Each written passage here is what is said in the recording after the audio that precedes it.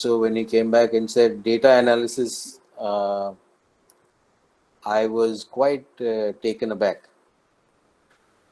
because I don't think that uh, I have the technical wherewithal to talk about data analytics. But I do have some experience in the hospitality world, and uh, because of that, I think I I hope that I'm able to bring something to you guys. Uh, I understand that the profile right now amongst the audience is pretty much second and third years. Is that correct? Uh, from the hospitality program. Yes? Anyone? Anjana? So, Is that a fair assessment that largely the student population is second and third year? yes, sir. Okay, great. So, which basically means that, one can't necessarily bullshit their way through any of you guys. You're extremely smart individuals, and so we must talk some sense. So over the next 40-50 minutes, I hope that I make some sense to you guys. Again, my approach to most topics or most lectures or most engagements of this kind is always that I don't think I'm here to give you any major theory. So if you're looking for data analytic models, or the history of data analytics, etc., etc., I think you should visit a library, because all that information is available in the library. My objective today in this engagement is to try and bring all that so-called theory into a concise 35-40 minute experiential uh, usage point of view, and hope that it will allow all of us as we move along to be able to understand and appreciate the desire, the need, and the importance of using data correctly. Um, I'm sure all of you have smartphones, right? Or at least those who don't are obviously don't have it out of choice, but I'm sure you have access to smartphones. And over the years, I don't know if you guys have realized, um, every few days you will get a call from somebody or the other, either from the network or from a telemarketing company, or from the outsourced agency of the network, who will try and sell you some plan, or who will try and upgrade your plan, or who will give you an additional connection with a fancy number. All these things happen, right? To me, that is probably the worst usage of data that anybody can make. Because a lot of the times, right, when you get that call, you are like, लेकिन परसों तो बोला था यार कि नहीं चाहिए, right? Obviously, that data is not getting upgraded or updated, and hence the individual who's calling you while they're doing their job uh, don't have access to live data or updated data, because all they have is a list of numbers which they need to call, and those are their data points. They have they only have a name and number. They don't have any history. They don't have any update on uh, what your response was to the last call, how many days ago were you called. And for that individual who's making the call, their sole deliverable is number of calls in a day. And hence, right, to me, it is the most useless usage of data. Now, if you take that as a template, and then sort of start to extrapolate, you'll find that you get called by, how many times has somebody who is your profile, for example, right, who is a student, gets called to for a house, or a real estate project to be sold, or um, or a club membership, or has anyone had that experience? And you're sitting there and wondering why they're calling you, right? Um, if you've had that experience, that is an example of having access to data, maybe having some information about you with regards to your profile, your financials, or your financial profile, and because of the kind of either spending or the phone number being registered to your family, um, somewhere you're getting profiled as an individual who can afford to buy a house today or who wants to buy a house today. So that is data to me, which is non or unverified data. And so again, while there is access to that data, it is an example of how it is wrongly used or badly used. Now we'll try and bring this into the hospitality scenario. If you try and bring this into the hospitality scenario, and I can only tell you from sort of my experience, when we were um, when we were in hotels and we started working in hotels. Today, of course, some of those things don't exist. When you made a booking, or when one made a booking, you would have to send, or you would have to call the hotel, make a booking, or you sent telexes to the hotel and you made a booking, and then the hotel would call you back. Oh, we're joined by some celebrities also. Kabir Bedi is here. So then the hotel would confirm that booking and send it back to you, right? And unless you had that confirmation, and again, that could take, so it went from telexes to, faxes, from faxes, it went to emails, and now we are on apps. Uh, and most major hotel companies today, or actually any hotel today, will give you a confirmation almost instantly. How is that happening? And why is that happening? Um, do they really need, is it just because technology has picked up speed and has the ability to process? Um, I think it's a whole host of reasons. One is that data today is very easily available. So today, the way you can actually verify an individual is multifold, right? You can verify through mobile number. You can verify through national identity, passport, and all this data is able to be stored somewhere. And so there is a much faster way of identifying the individual, verifying the individual, and being able to get back to the individual because of technology. But once this individual has made that booking with you, and let's also talk about how hospitality has changed over the years.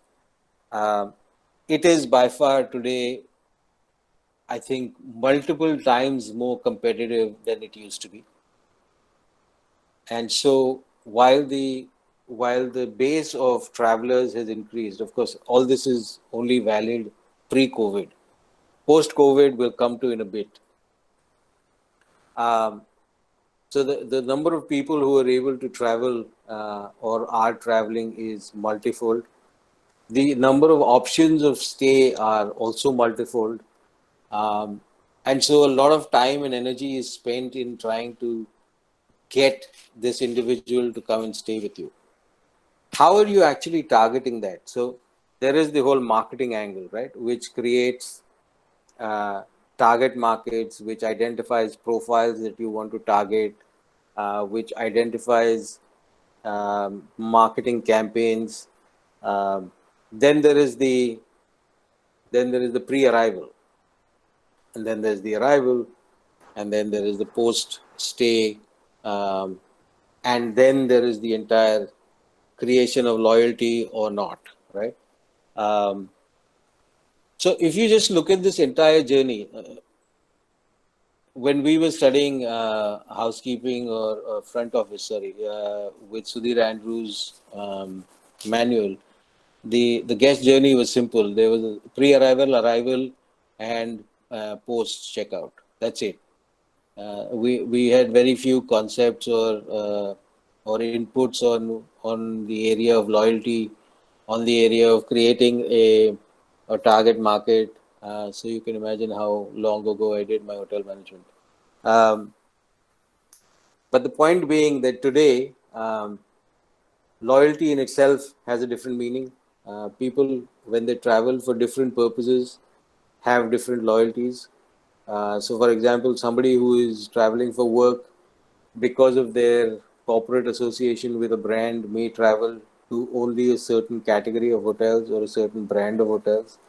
But as an individual, when they go on holiday, they may travel to a completely different and stay with a completely different brand or positioning of hotels.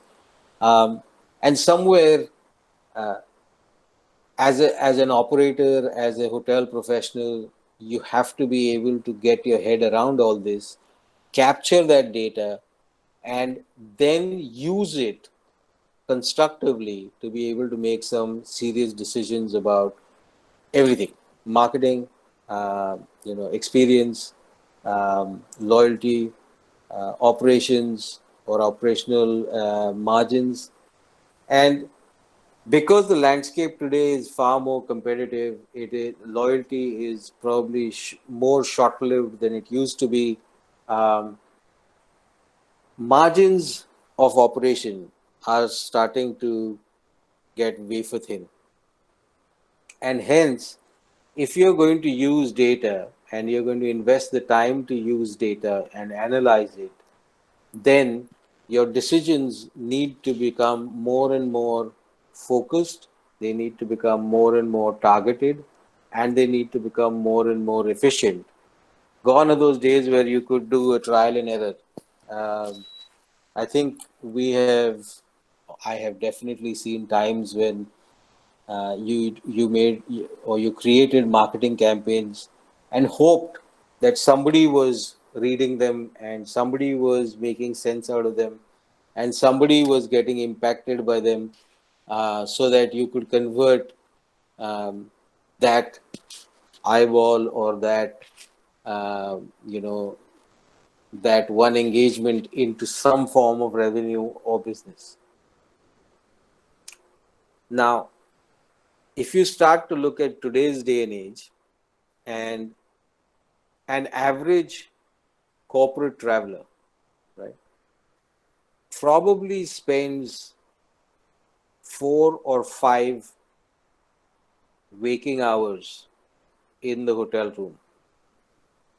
If you're going to actually get that individual to spend more money with you than they should actually, or just be over and above the basic room expenditure, then you need to be able to make sure that that individual is looking at something that makes sense to them. So the era of tent cards is gone, right? A lot of hotels still have them. A lot of hotels still have, um, uh, you know, promotional material on the writing desk or on the TV or whatever it is. But that's history. I mean, that to me is a waste.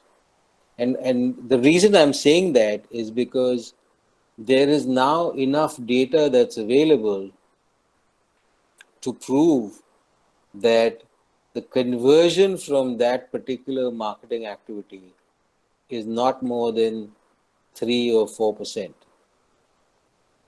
Whereas if you're able to get to the guest through a digital platform, right, at least you have some confirmation of whether the guest has viewed your marketing campaign and what is the outcome of that marketing campaign for that individual.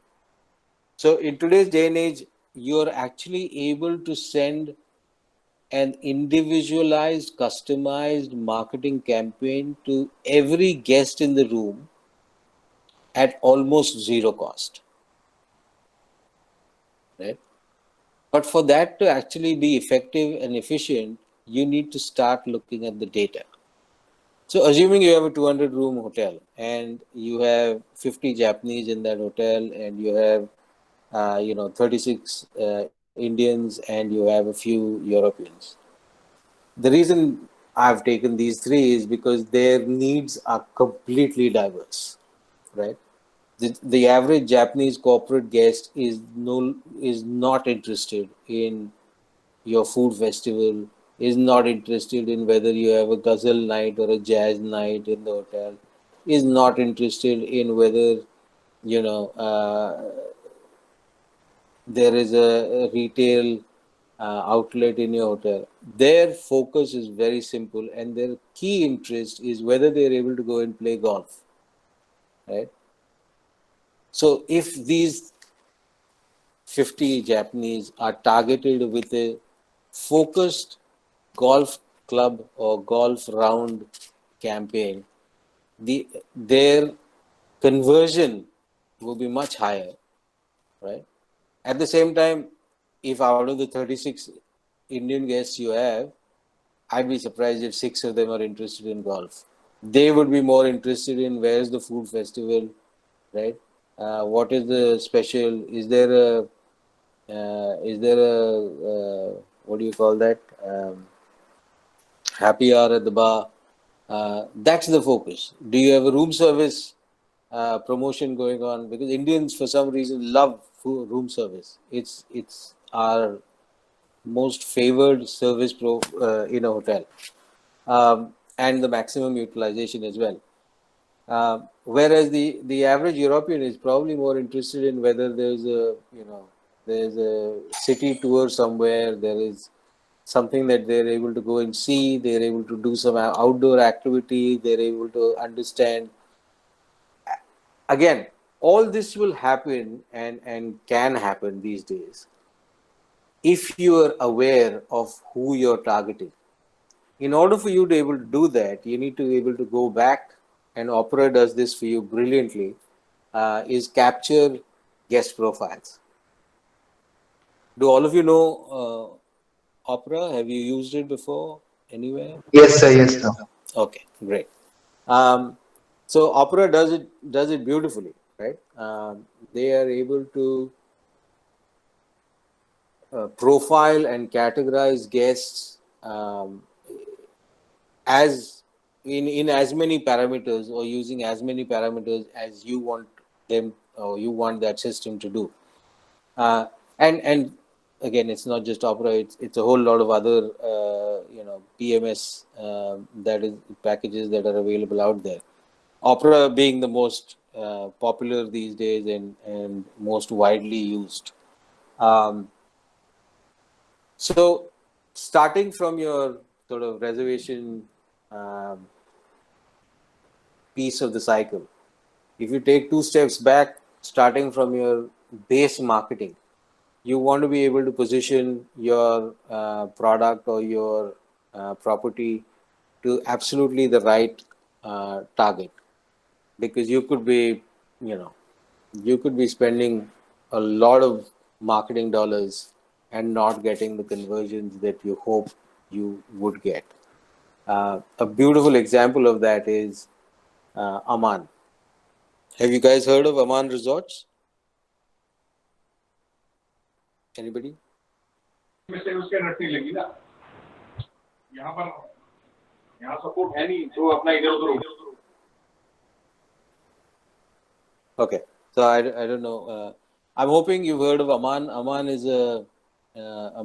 is or was positioned as a very high-end, minimalistic luxury kind of product, kind of hospitality product. Yes, so the Lodi used to be part of Oman and now is not part of the Oman. Oman had bought Lodi, and sorry, when DLF bought Oman, Lodi was part of it, and then it got sold out, etc. The point I'm trying to make is that Oman was positioned as a resort or a luxury or a leisure destination targeted at those who wanted all the comforts of the world but didn't want to be part of the world. They wanted to move away from the hustle bustle. They wanted to be not recognized. So it was very popular with a lot of the Bollywood, a lot of the Hollywood um, community. A lot of the high-end models would book the entire resort and stay there. And so, over a period of time, those who started to use Aman got branded as Aman junkies. Um, and I think now there are about 500,000 Aman junkies in the world. And what Aman had smartly done as part of their development strategy was that they would go to the Aman junkies to say which is the next destination that you would like to visit, and then they would try and put an Aman in that destination. What that did was it constantly kept their business rolling over. Today, Aman has realized that that generation is over, right? Today, they've realized that the generation that is, or the profile of guests that is visiting them is more focused on uh, whether there are Instagrammable uh, experiences on the property or not, right? Um, and so the whole focus of Oman today is to bring technology into the resort and to be able to provide the guest with as many Instagrammable moments as they can. So, but in order for them to realize this, the journey has been about 5 years. And that journey has been painful because they started to see a dip in business. And they also saw a change in ownership. They also saw a significant move away from their traditional guests to newer profile of guests. Chinese guests became very prominent um, in their profile. And this was possible because you were collecting data, and somebody somewhere was sitting on that data and working on that data to be able to actually go back to HQ or go back to the powers that be to try and explain to them that the entire profile of guests is changing, and that the new profile wants different things as against what the older profile of guests wanted. And that's just one example. And with Aman, it was easier because they had a relatively smaller um, target that they had to work with, and they had only one sort of brand or position of resort that they had to work with. Let's take that and go to a completely different brand called Marriott, right? Does anyone know how many brands Marriott has today? Give or take. I think close to about 33, 35, right? With the acquisition of Starwood a few years ago. So now we have Marriott, which is the umbrella, and they're now sitting with brands like Ritz-Carlton, W, Westin, Sheraton, Meridian, JW Marriott, Marriott, Edition, Ritz-Carlton Reserve. If you look at all these brands, you find that it's interesting. When they were not part of Marriott, and when the Marriott and Starwood were two separate entities, each of these brands were actually competing. Though they were all in the upper upscale luxury segment, they were all competing.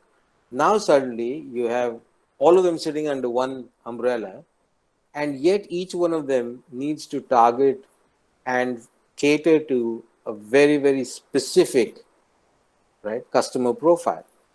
How is a brand like or a company like Marriott able to do that, right? And they're only able to do that because they have a very, very clearly identified product as well as a very, very clearly identified target market and guest profile. How is how is Marriott, and they have millions of people that they're targeting. How are they able to do that with such precision? The only reason they're able to do this with such precision is because they are constantly collecting and evaluating data, right?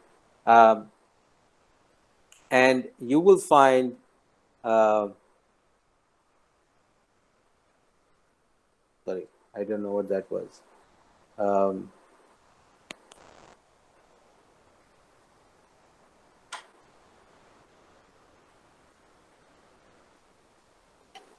so I think that one needs to understand um, why this whole data situation is important.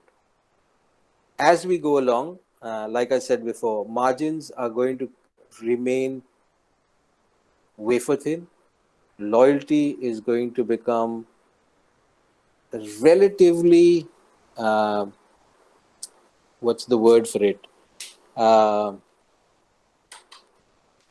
Diluted in terms of where my loyalty lies, because now that the number of travelers will drop significantly, at least for a period of time, we will find that most brands will overcome that by trying to attract the same people to multiple locations, or will offer uh, packages so that if you stay with us for 10 nights across all our cities, we'll give you a better deal or whatever it is, right? But even with that, and not just the commercial piece, I think what will start to become more and more important is whether or not the brand or the operator is able to give me, as a guest, the comfort or the assurance that I will be safe. So it's exactly what happened after 9/11.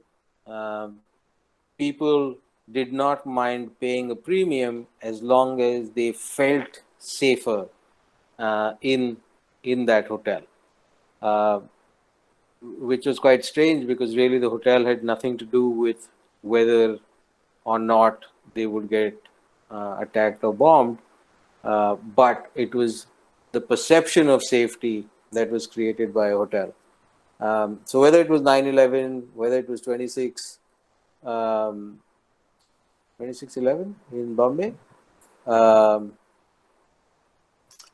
after which all hotels started to create this sense of security through metal detectors and X-rays and whatever. If you ask the guy who's checking your car when you drive into a hotel what he or she is looking for, I'm not sure they're really able to answer the question, but I guess it feels safe that somebody's checking your car before you drive in, and is checking everybody else's car. So I think moving forward, that will become another important criteria for people to stay in hotels. All this is all this to do with the sort of front end, right? The marketing, the guest profiling, the targeting, the creation of packages, um, whether you're able to understand the guest need or not, whether you're able to create an experience that meets the guest need or not, whether you have an Instagrammable moment there or not. So I think, in sort of rooms division management or front office management, earlier we used to talk about creating wows. Uh, you know, uh, I think we need to redefine that and start talking about whether we are able to create an Instagrammable moment now or not, because that's where the world is heading.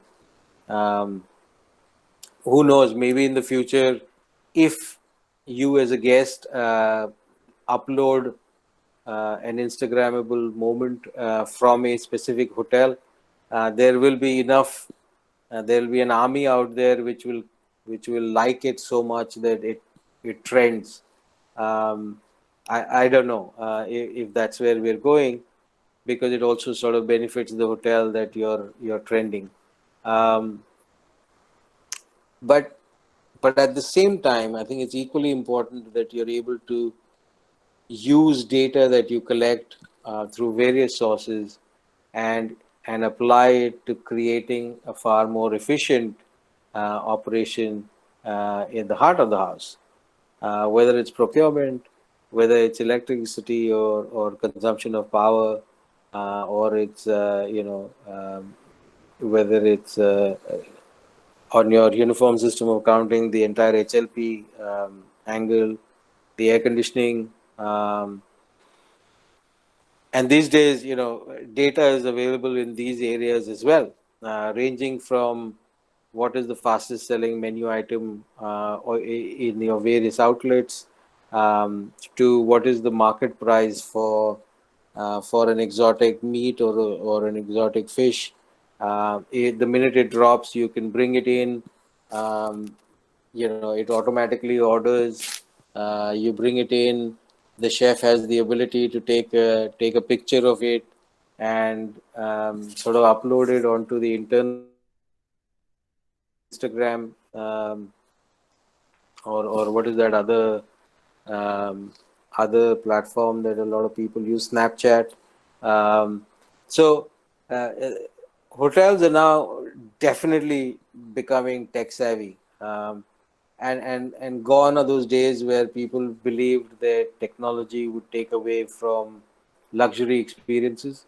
Um, I think more and more hotels are starting to believe that the technology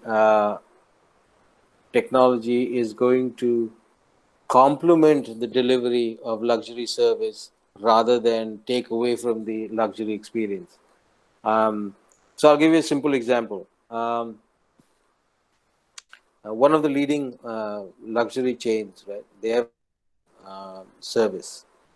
In the days gone by, when you wanted something from the butler, you had to press a bell, right? And then the butler would come from the butler pantry to your room, ask you what you wanted, and then would go back again and deliver the service. Now, the same hotel or brand, what they've done is um, they've actually created a platform where what you want, you're telling the butler up front, right?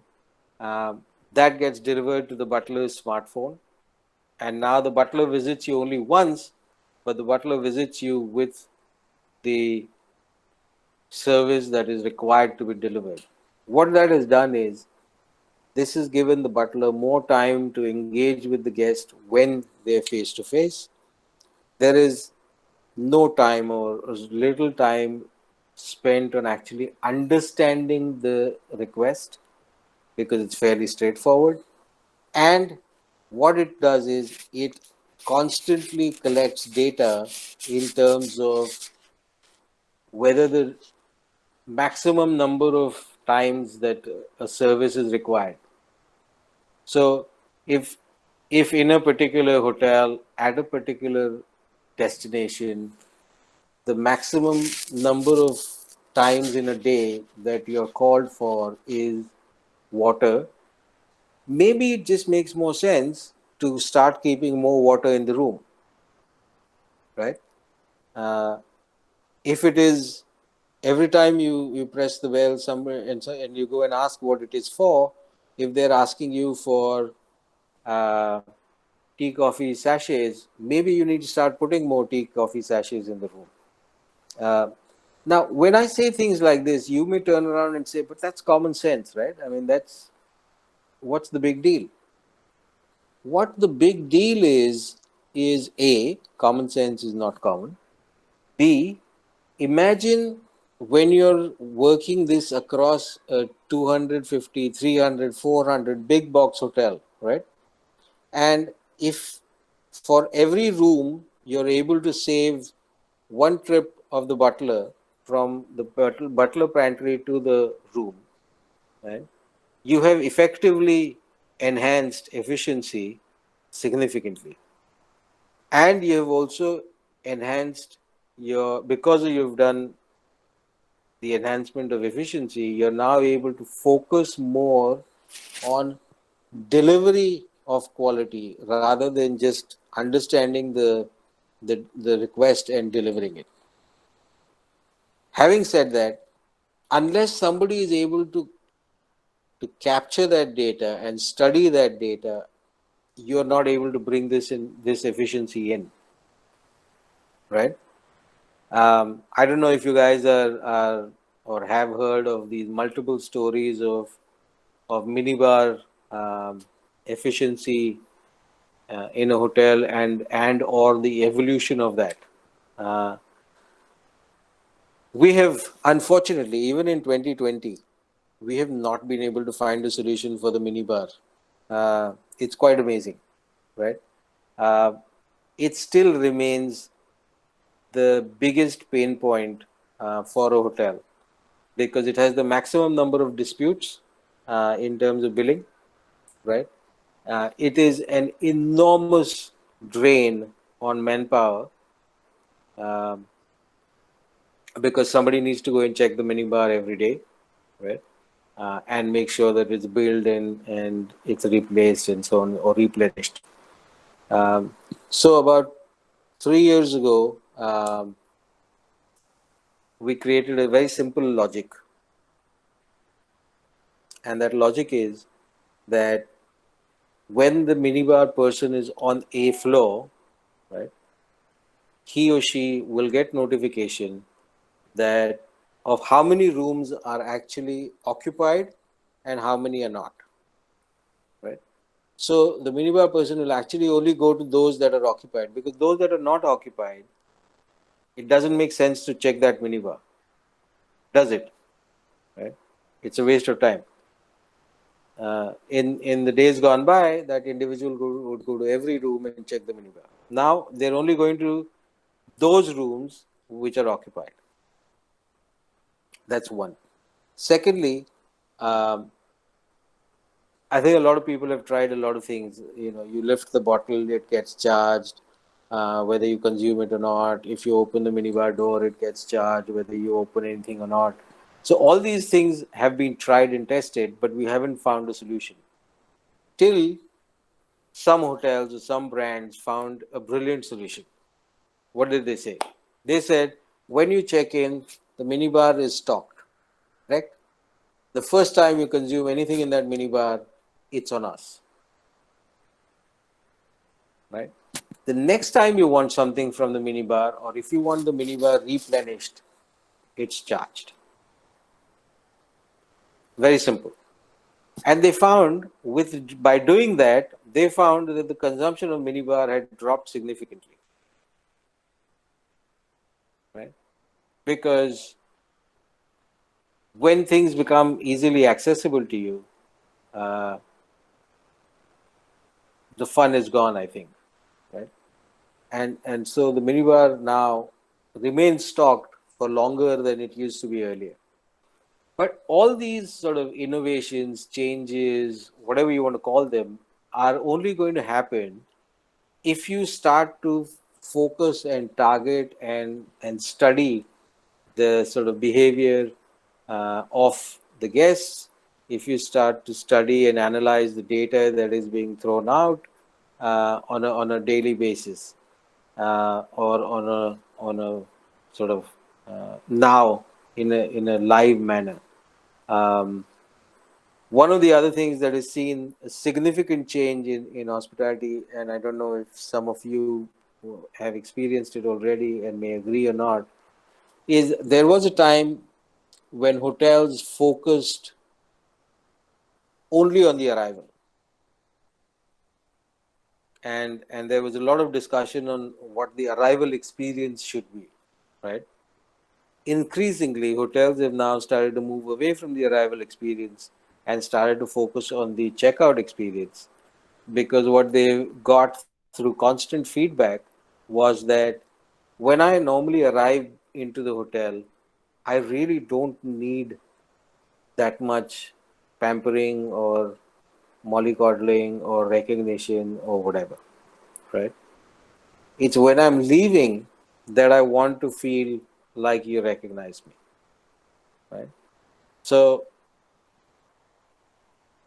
I mean, normally if you get into a hotel in the middle of the night after a long flight, the last thing you really want is somebody asking you, "Oh, so how was your flight? Oh, welcome back to the hotel, sir, or ma'am, whatever it is. Would you like this? Would you like?" You're like, guys, just leave me alone. Let me get into bed and go to sleep, right?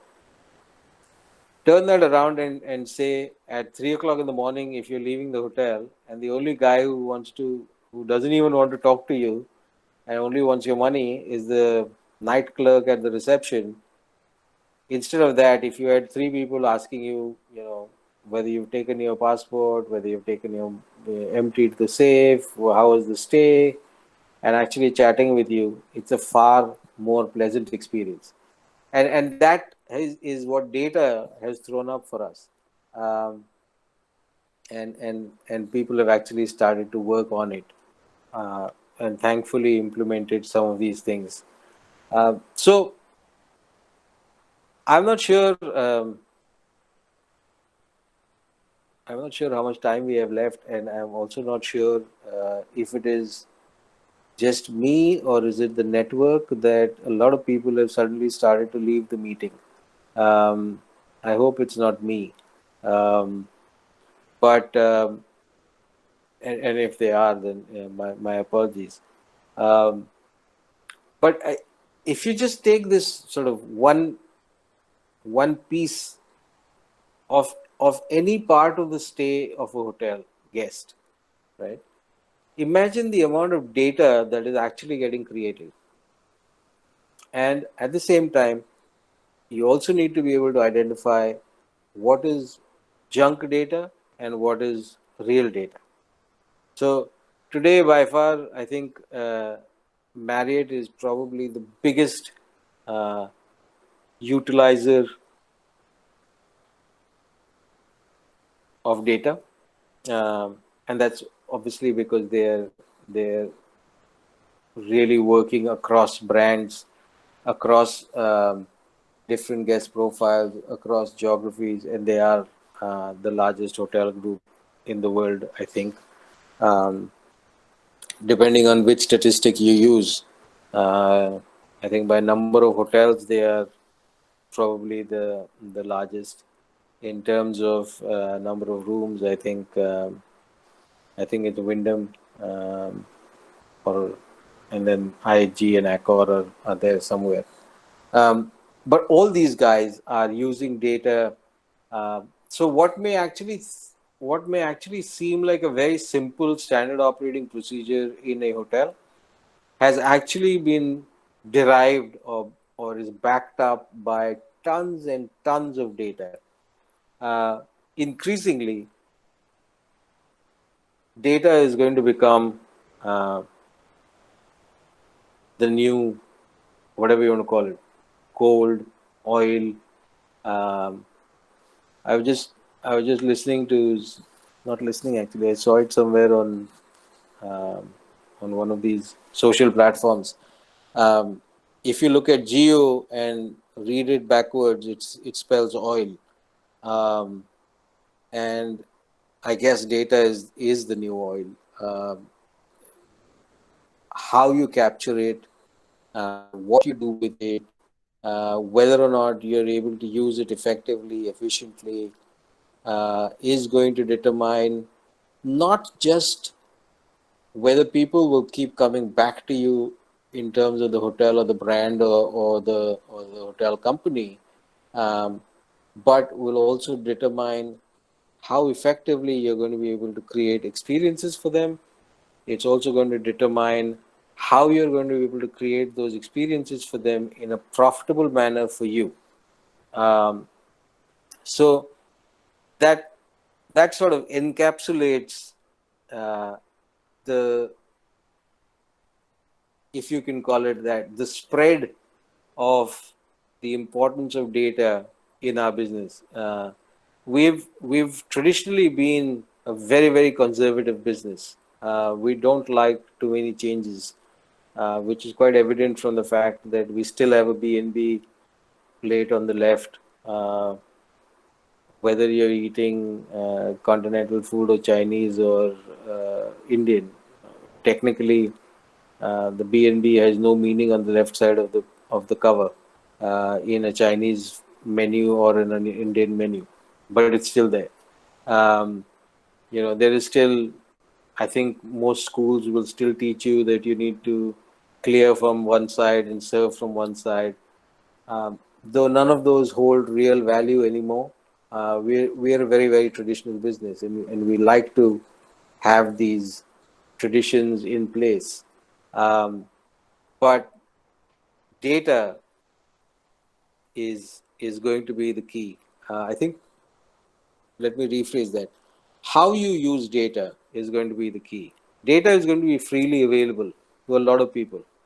When I started doing hotel consulting, uh, a lot of our clients used to pay us for data, right? Um, 18 years hence, nobody pays us for data. Data is available through STR. Um, Data is available through STR, and one is not able to really command any premium for that data. But what you do with that data and the analysis that you're able to bring to the table for that data is the key. And I think that's what will drive decisions um, now and in the future. What what the world of hospitality is going to look like post COVID, that's another topic completely, and probably take us half a day to discuss that. Um, but I think we're probably at the end of time. If you have any questions, happy to answer them. Um, is this a question? Yes, sir. I think we have few questions in the chat box. Okay, there are a few I think questions, the is it? first question. Okay, one is Yeah. one is from Miss Banerjee. Yes, Ms. Rumki Banerjee. Yeah. So during this pandemic, worldwide hospitality is undergoing.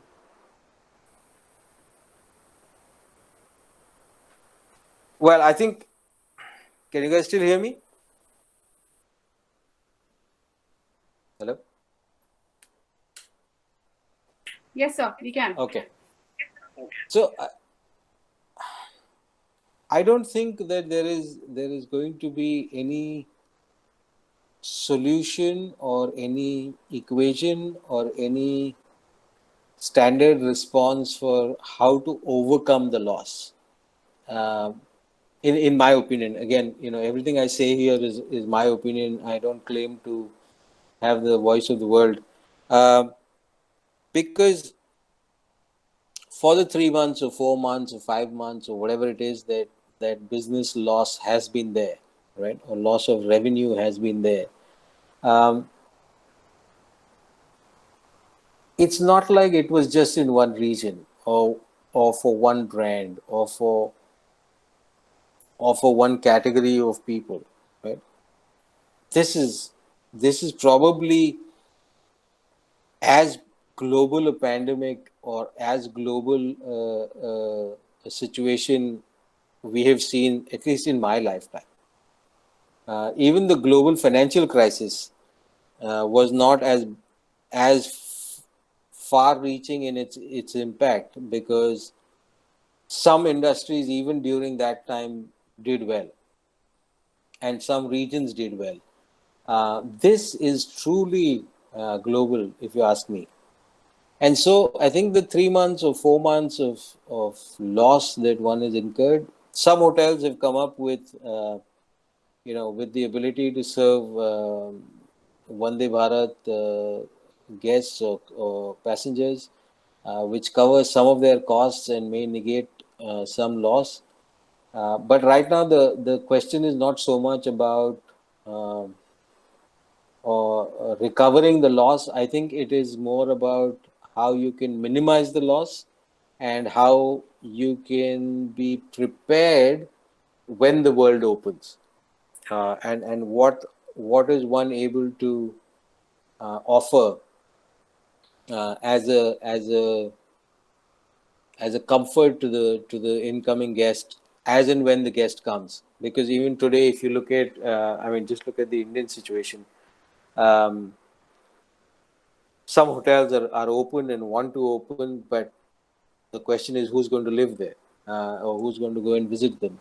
So that's I think it's going to take a while, um, and I think a lot of that travel will come back with the increase or the enhancement of economic activity. Uh, I don't think leisure travel is going to pick up for a while, if you ask me.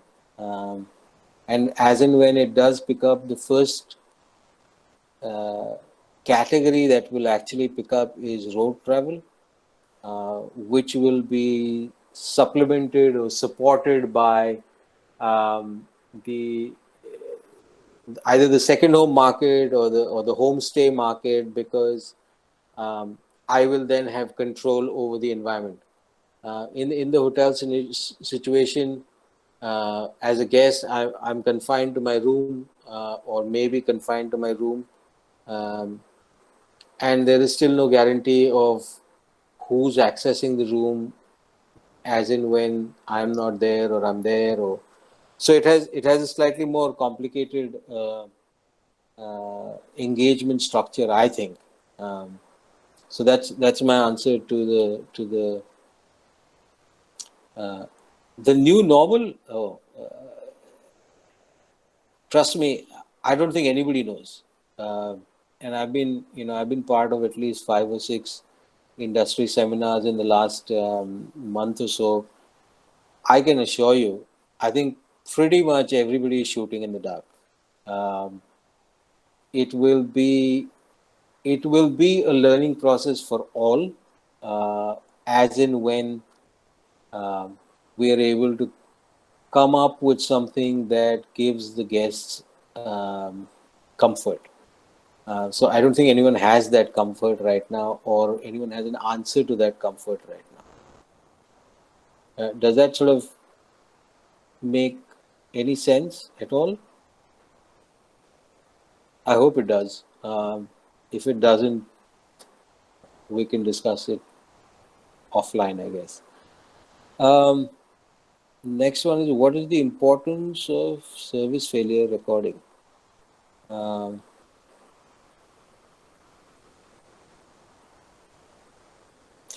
so I think that um, I don't think there is. Let me just rephrase that. Sorry. I think the days where failures of any kind in an organization were hidden because of um, fear of reprimand or whatever it may be, or embarrassment, I think those days are gone. People are more than happy to voice, and I think organizations should encourage building an environment where service failures are recorded, definitely, and not hidden, because that's where I think a lot of change will come about in the ability to deliver quality service. Um, the next piece about hidden guest expectation. again, I think the guest expectation is set or or gets developed because of the communication that the brand is sending out to the guest. Um, I don't think anybody walks in with the intent of having a bad experience or with the intent of their expectation not being met.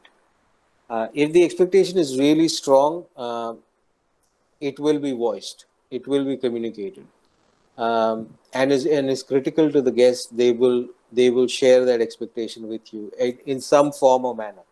And I think as people who engage with guests, we must have the ability to capture that, uh, convert it into uh, a deliverable, and meet that expectation.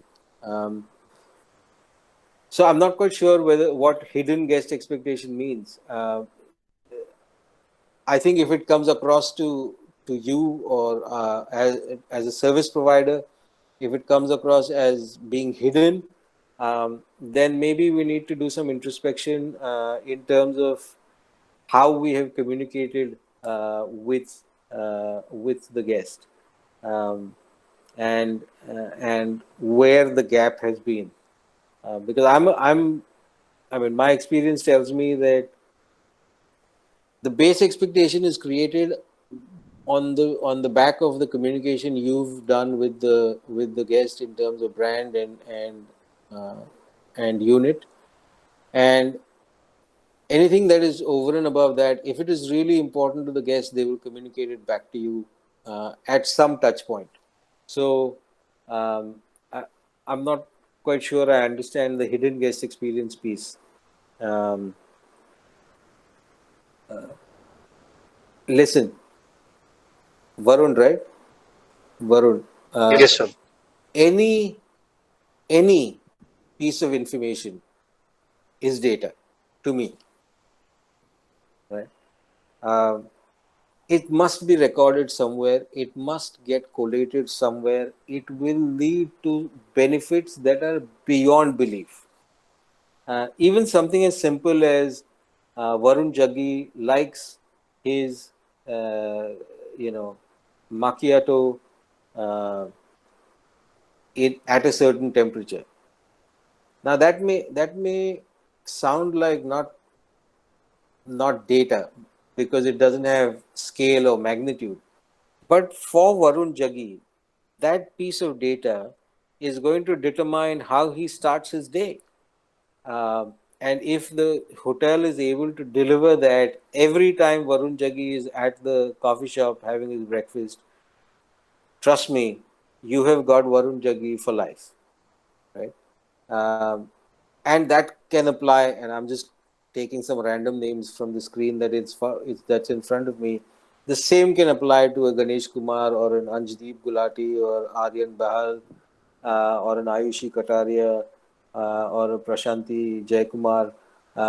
And each of them will have different data points. Um, the question is, if there are these 8 people in the coffee shop at one point in time, and all of them have a desire or a need to have a certain quality of coffee, now suddenly you got to relook at your entire coffee offering, right? So every time I pick up information about one guest, it starts to add to my data. So the answer is, to me, yes, that's data. Okay. Uh, about my masters, I can probably write a book, and we can go on till your next session is due. So I just make this really short, and I can tell you that it was probably. I think my life got defined at multiple points in my life, and this was one such point. So the the 2 year program I did at Asst Cornell definitely redefined my life.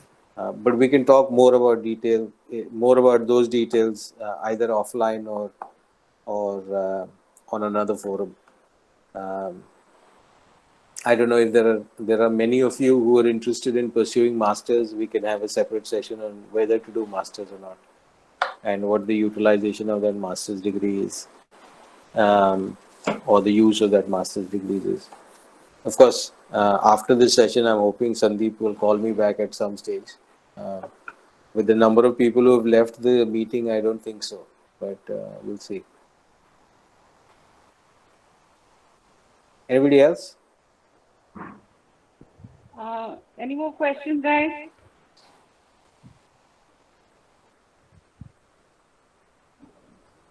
So I think Sir, just one, Sir Varun this side, just one more follow-up question on the importance of data. Sir, many times I've noticed that the small things that you are mentioning usually stays with the staff that is working in the hotel. It doesn't really get recorded anywhere. So, for example, if I'm the supervisor of the restaurant and I know the profile of certain guests and their specific choices, and I command my subordinates to keep a check on that, and they know it as well, but it isn't recorded anywhere for the freshers who are coming in the batch for say next year, or for the new staff which might come, and the guest still expects them to know what the other staff knows as well. That's my question. Yeah, so I mean, I think it's quite unfortunate when that happens, because there we have 2 or 3 things that are happening. None of them are desirable in the long run. One is there is this belief that because I have the information, I'm more relevant than you are. Unfortunately, that has a larger organizational impact, because then that means that if I'm behaving in that way, I don't necessarily have the security of my position or role. That I have built my relevance or my significance or my importance in the organization based on information that should be freely available. And it doesn't really create a great organizational environment. You're right, it does happen, but it also shows me that there is probably a culture of not sharing of information, or creating a one-upmanship based on information. Whereas in today's world, information is probably the easiest thing that is available. I think what is critical in today's day and age and moving forward will be your ability to deal with that information. And I think that's why I'm saying this fairly openly. If there is, I mean, even as something that was so information centric in the past as education, right? The whole concept of education was that somebody had information and knowledge, and that was supposed to be passed on to a group of people, and that's why there was that hierarchy, that somebody had the knowledge and information and somebody didn't. Even that has changed, right? Today, there is so much information available outside that even the so-called um, guardian or caretaker or gatekeeper to that knowledge base need not have all the information. Where does this person derive the value from? This person derives the value from being able to use that information in a given situation in order to benefit the larger sort of audience or group. I think that's where, so if that is the change that's coming about even in education, which traditionally was purely information led or knowledge led, in the hospitality space, it definitely has to change. I mean, it's a question of time.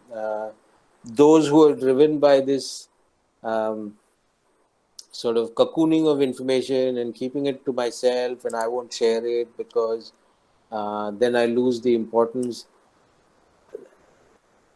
Trust me, that's not a long-term career plan. I can assure you.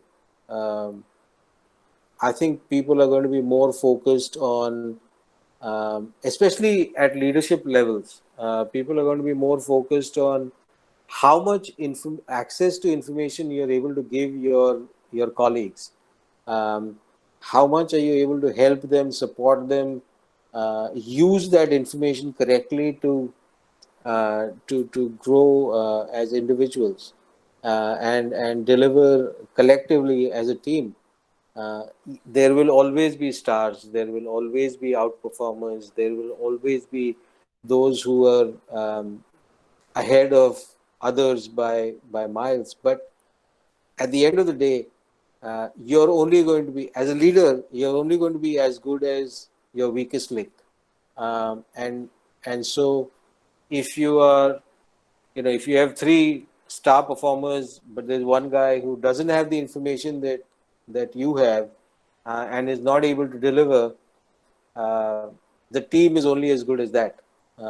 Because that one sort of uh, gap in expectation and delivery can really define that individual's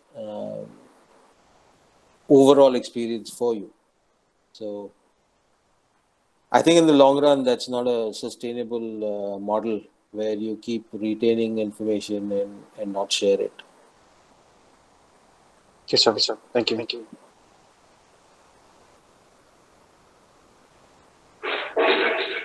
Okay, any more questions? I think. I think everyone's fallen asleep. No. Okay. Since they're all their cameras are off and all of them are on mute, we'll never know. Yeah. Thank you, sir. Thank you so much for your time. And I think if they have any questions, we route to Munjal, sir. Sure. Thank you once again. I don't know why we have so much echo coming, but I really appreciate your taking the time, Kulkarni. Not at all. Yeah. Pleasure. Talk to you guys soon. Take care.